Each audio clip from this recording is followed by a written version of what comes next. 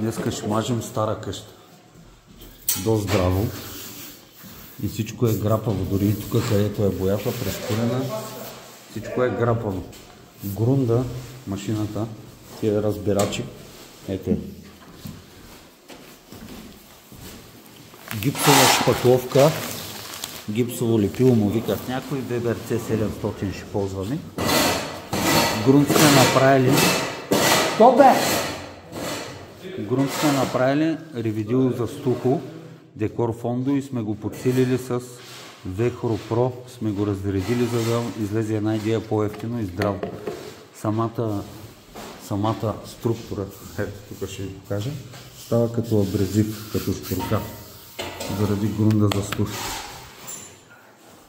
Тук обаче имаме и закъснител, който мога да го намерите в София Фарбен БГ. Ето го закъснител. На една турба на 7 литра и половина вода слагаме капачка и половина, да му отворим времето 4 часа, да може да работим. Обектът е доста голям. Това е само един етаж. Тук има доста стаи. Тук сме тотално компрометирани, но сме съборили и така. Сега ще видите как стоят нещата и как се действа. Дай тук за видео!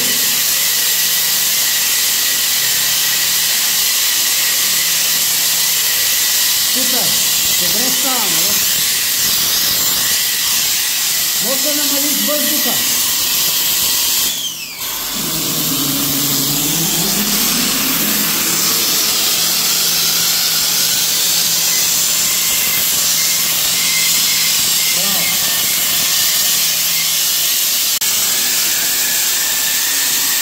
Сега, гледай какво става.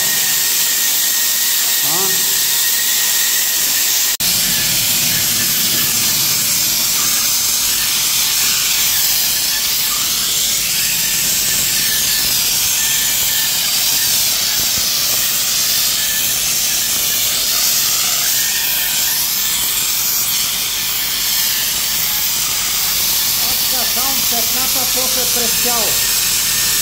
Да може да ги напълни. Спас Василев. Дебела трупа, а?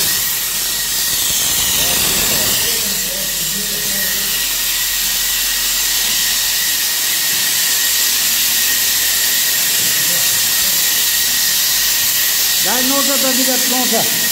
Дай ножа. 0,4 премиум силвър.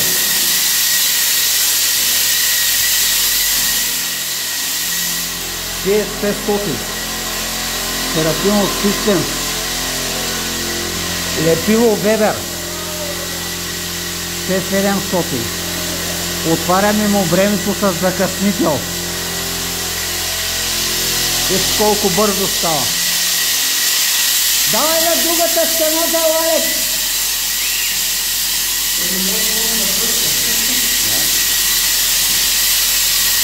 Васе!